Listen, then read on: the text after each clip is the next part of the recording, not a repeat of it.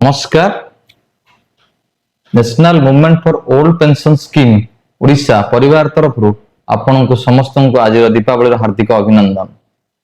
बहु चेष्टा कला परे सरकारी ऑफिस रु गोटे डाटा मिली आपण को मु देवा पई चाहिबी।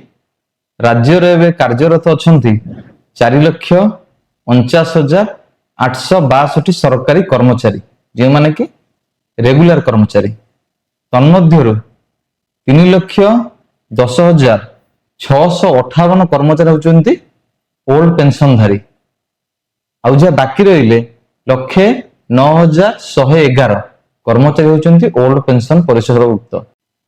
राज्य रे 4.5 लाख सरकारी एम्प्लॉय को छाड़ी देले मध्य बैंक एम्प्लॉय माने काम करंती जे माने न्यू पेंशन स्कीम रे अछंती।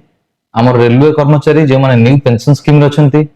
पोस्टल कर्मचारी जे माने न्यू पेंशन स्कीम रे अछंती। हमर आउटसोर्सिंग एम्प्लॉय माने सरकार माने काम करूचंती।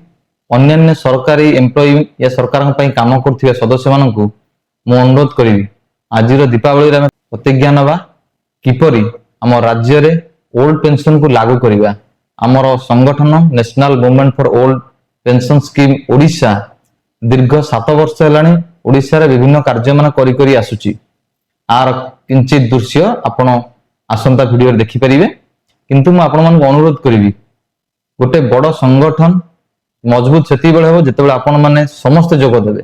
राज्य रे किपरि ओल्ड पेंशन लागू होबा समस्तनकर दायित्व मु आपण अनुरोध करिवि।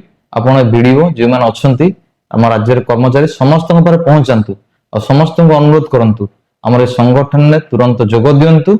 आमर जो दृढ़ दाबी कि राज्य रे पुराना पेंशन लागू करंतु ता हमें निश्चिंत पाई परिबा। बहुत बहुत धन्यवाद।